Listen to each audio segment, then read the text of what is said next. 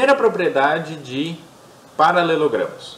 Então a primeira propriedade é o seguinte, então se eu estou aqui com um paralelogramo ABCD, tá?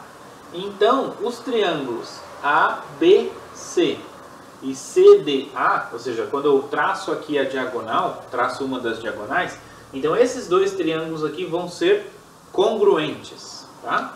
E a mesma coisa vale se eu traço a outra diagonal aqui BD. Então aí eu vou ter que os ângulos ABD e CDB vão ser congruentes também. Então a ideia é a mesma, né? Não importa aí a diagonal que eu estou traçando, tá? Então a gente vai fazer a demonstração para um, né? E o outro caso é análogo. Bom, então a gente vai primeiro mostrar para esses dois. Então eu quero mostrar que os ângulos, os triângulos ABC e CAD são congruentes. Então esses dois triângulos aqui são congruentes. Vamos ver como que a gente pode mostrar isso. Bom, a gente vai utilizar aí que esses lados são paralelos, correto? Muito bem. Então o que que a gente sabe? Como é paralelogramo, a gente sabe que os lados AD é paralelo a BC e que AB é paralelo a CD. Tá? Sabemos então isso aqui da definição de paralelogramo. Bom, então olhando para essa aqui, eu tenho então que AD é paralelo a BC. E a C ela é transversal. Por quê? Porque ela encontra aqui em pontos distintos, né? Então a C, a reta AC, é transversal às retas AD e BC. E essas retas BC e AD são paralelas, tá? Então tenho duas retas paralelas e uma transversal. Olha o ângulo 1 e 2. O ângulo 1 e 2 são ângulos alternos internos, tá? O ângulo 1 e 2. Quando eu olho para essa transversal e essas duas retas paralelas. Como essas duas retas são paralelas, então esse par de ângulos alternos internos tem que ser congruentes, tá? Então daqui a gente tira que o ângulo 1 é congruente ao ângulo 2, né? Ou igual, né? Usando esse abuso de notação que a gente está fazendo. Bom, agora se eu olhar para essa segunda informação aqui, ó, a gente sabe que então que AB é paralelo a CD. E AC também vai ser transversal a esse par. Então AC, a reta AC é transversal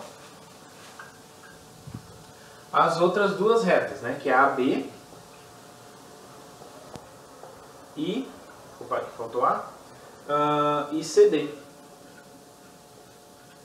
Então eu tenho duas retas paralelas e uma reta transversal. Agora olhem para os ângulos 3 e 4. São ângulos também alternos internos.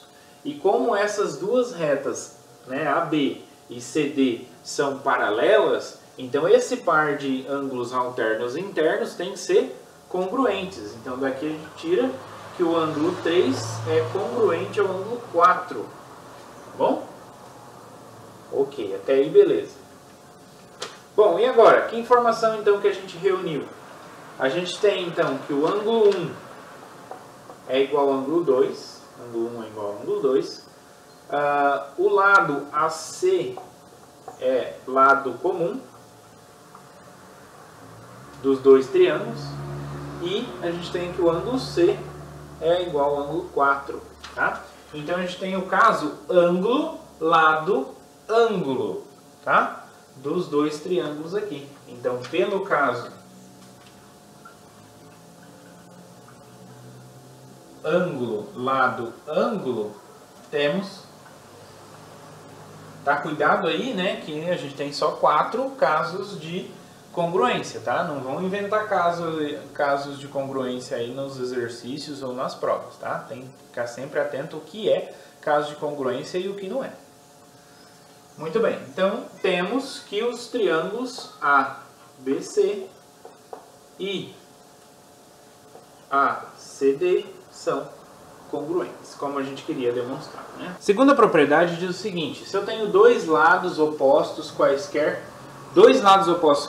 de um quadrilátero são congruentes, tá? Então esse aqui tem que ter a mesma medida desse e esse tem que ter a mesma medida desse, tá? Então vamos ver de fato por que isso ocorre. Bom, pela primeira propriedade, o que a gente viu? A gente viu que se eu traçar aqui a diagonal, então esses dois triângulos aqui são congruentes, né? Então, de 1, a gente tira que ABC é congruente a CAD, né? Então esses dois triângulos são congruentes. Se esses dois triângulos são congruentes, então quer dizer que esse lado aqui é congruente a esse, né? Já que esse ângulo aqui ele é congruente a esse, então esse aqui vai encaixar aqui dentro, tá? Esse ângulo, esse lado aqui vai ser o comum, tá? Como se eu desse uma cambota nele ali, e aí esse lado e esse lado vão ser correspondentes, tá? Então esse lado vai estar em cima desse lado, tá? Então, como isso aqui acontece, disso a gente tira que o lado AB é congruente ao lado DC. E também a gente consegue tirar que o BC, né, ele é congruente ao AD. Tá? Beleza? Então, se esses triângulos são congruentes, então quer dizer que os lados correspondentes têm que ter a mesma medida. Então, esse lado aqui tem a mesma medida desse e esse lado aqui tem a mesma medida desse. Da mesma forma que a gente tem a propriedade 2 falando de que dois lados opostos quaisquer de um paralelogramo são congruentes, a gente tem também sobre ângulos, tá? Que é a terceira propriedade. Então, quaisquer dois ângulos opostos de um paralelogramo são congruentes, tá? Então, por exemplo, esse ângulo aqui, B, e esse ângulo D, né?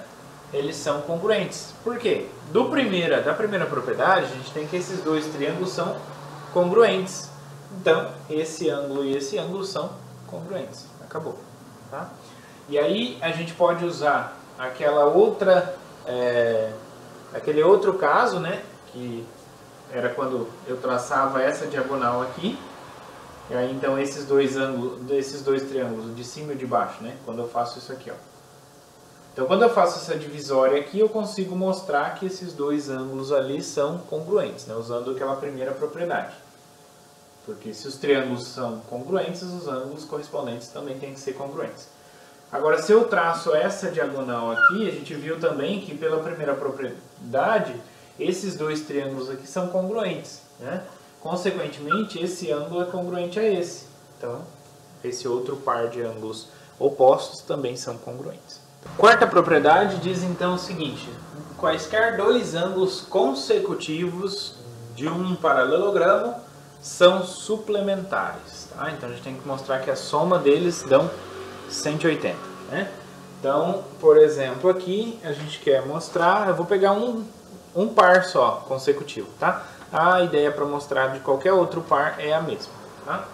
Então nossa tese aqui é mostrar que o ângulo A mais o ângulo D, o ângulo A aqui totalmente, mais o ângulo D é igual a 180, tá?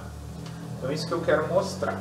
Bom, então temos dois triângulos aqui, né? Esse triângulo e esse triângulo. Como são triângulos, então a soma dos ângulos internos tem que dar 180, tanto no triângulo de lá quanto no triângulo de cá.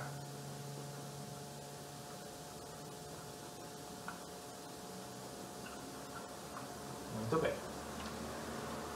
Bom, do primeiro item, né,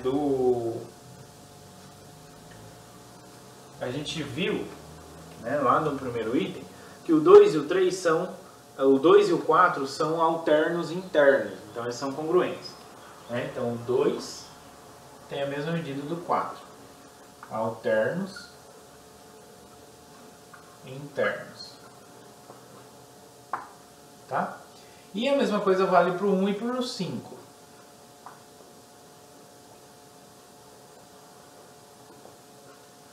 Muito bem.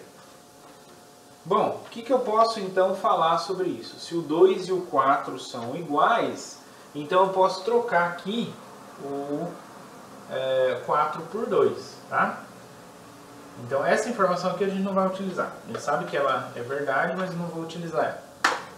Agora então, utilizando essa, o que eu tenho? Substituindo então o 2 aqui no lugar do 4, então temos que 1 mais 3 mais 2 é 180.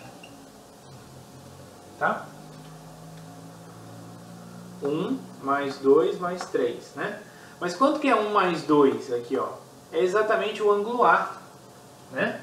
Então a gente vai ter que 1 mais 2 mais 3 é 180, tá? Então só inverter a ordem aqui, o 2 para ser mais perto do 1.